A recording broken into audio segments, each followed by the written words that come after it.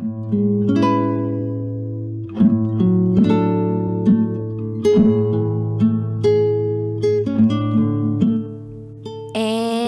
now, it's time for DJ Rocky's Secret Files.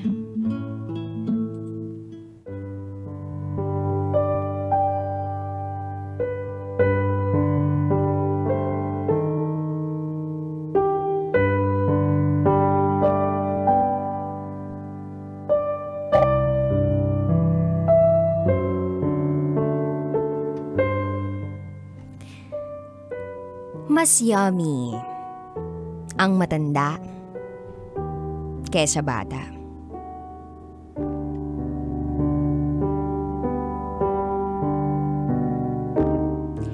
Hi, DJ Rocky. Ang daming beses ko nang sinubukan na mag-email sa iyo. Kaya lang, tuwing isisend ko na yung email ko, parang hindi ko magawa. Parang may pumipigil sa akin. So ang ending, hindi talaga nasisend.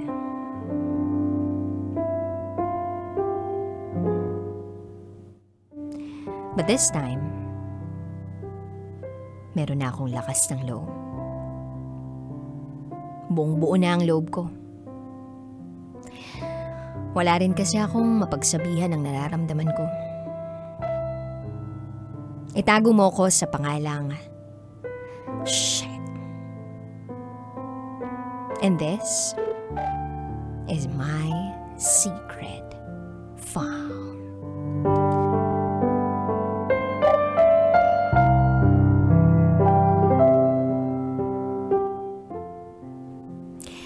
Year 2016. Nang una kong makita ang kaopisina ko na itago natin sa pangalang NN. That was the first time I saw that person. And that was the first time nakausapin siya.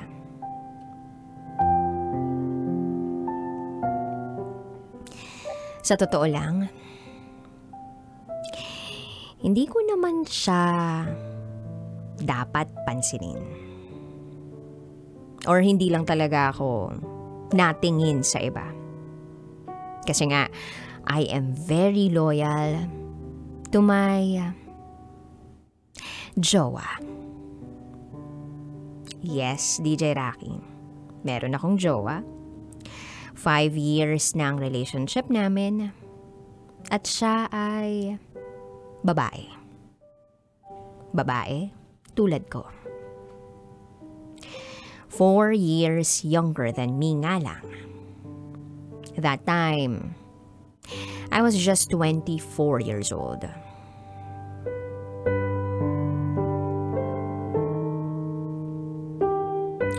So ayun, happy naman kami nung karelasyon ko. Kaya lang,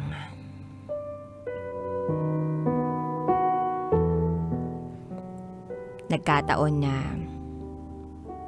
busy na ako sa trabaho. And ang daming nangyayari sa buhay ko na hindi ko na kayang i-handle. Na ultimo jowa ko, napabayaan ko na.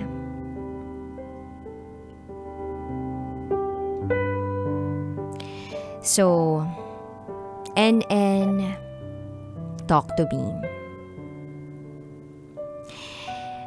Nang makita ko siya at nang makausap ko siya, parang fresh air.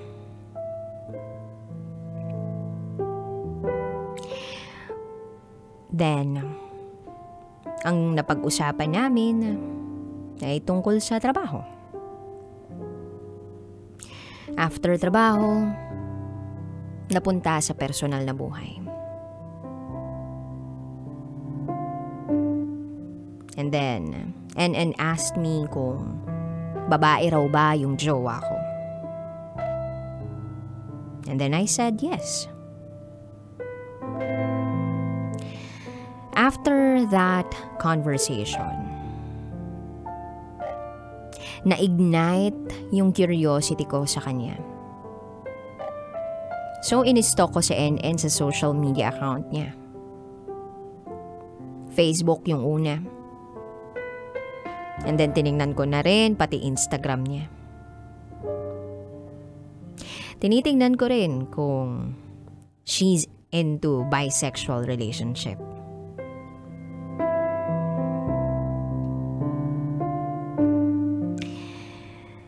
And then, ayun na.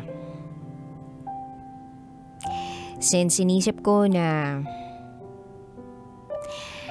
magiging okay kami ng karelasyon ko that time, na para bang floating lang kami, hindi ko muna hinayaan yung sarili ko na i-pursue si NN. Iniisip ko kasi magiging solid pa rin kami nung jowa ko.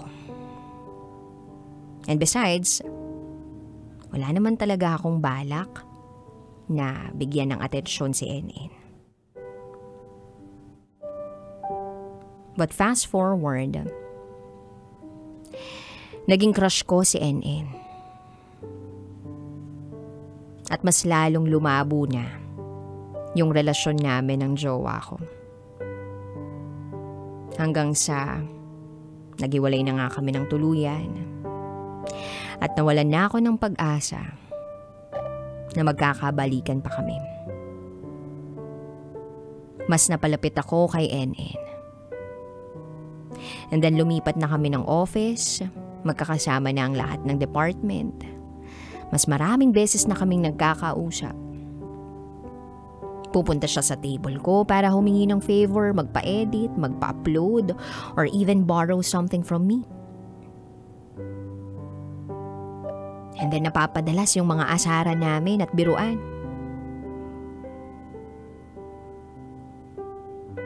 Then I realized, gusto ko na siya. She's older than me. Iniisip ko, baka natutuwa lang ako sa kanya. Baka nalilito lang ako. Baka nice lang talaga siya. At ako itong taong assuming na nagbibigay lang ng mali siya dahil crush ko na nga siya. Kaya lang kasi, hindi ko mapigilan yung pagkagusto ko sa kanya dahil napapansin ko na ang tali-talino niya.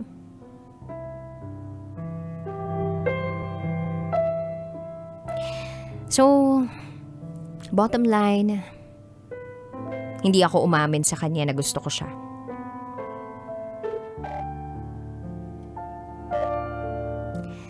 Then I met a girl, 7 years younger than me.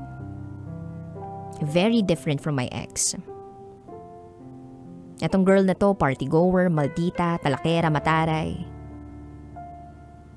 Sa una. But when you get to know her, opposite pala yun. Ang reklamo ko lang naman sa kanya ay sobrang selosa niya.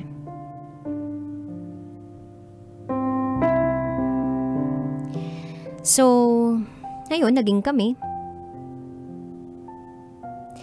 Then, kinuwento ko sa kanya yung mga nakaraan ko. Inamin ko rin sa kanya yung crush ko sa work na si NN. Akala ko magkakaroon ng impact yun sa kanya, pero parang wala lang naman sa kanya. Ang dating sa kanya is parang crush lang. Parang puppy love lang, pang elementary. So, inisip ko na maybe she's a good catch. Kaya lang, ewan ko ba nitong huling mga buwan, out of nowhere, biglang binigyan niya ng mali siya. Yung nakita niyang conversation namin ni NN. Kinalkal niya yung conversation namin sa Messenger na dati naman nababasa niya. Wala namang meaning sa kanya, tapos biglang nagkamali siya.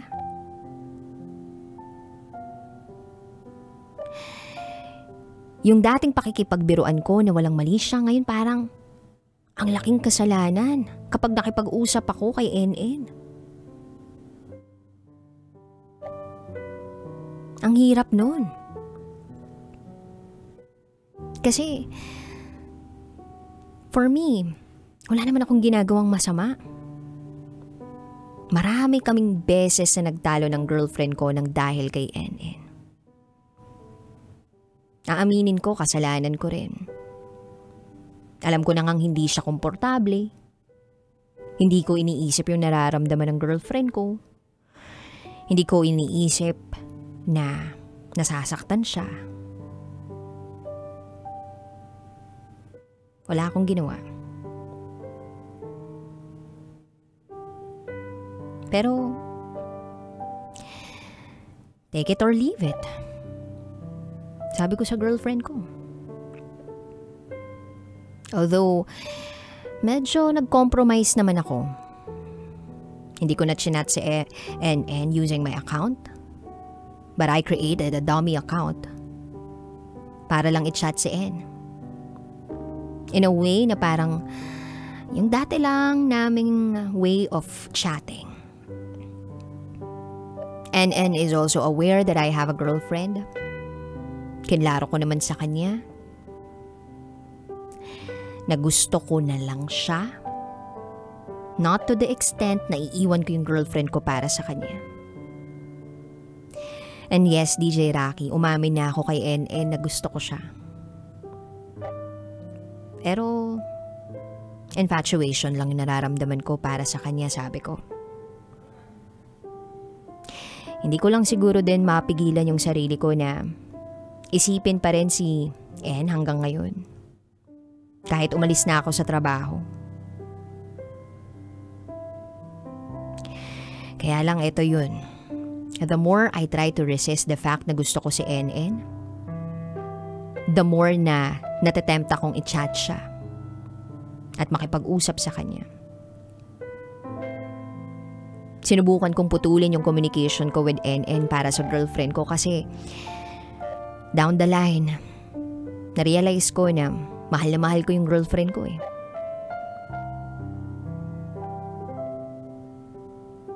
Kaya lang until now,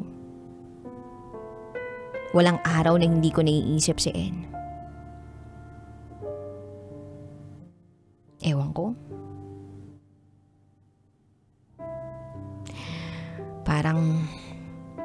Parang mas yummy yung matanda kaysa bata.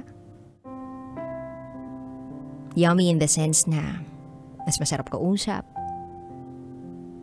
mas masarap kasama, mas malawak ang pag-unawa. I don't know. I need your advice. I need your opinion. Anong gagawin ko? Sana matulungan niyo po ako. Hanggang dito na lang po. Muli, ako si She. At ito, ang aking secret file.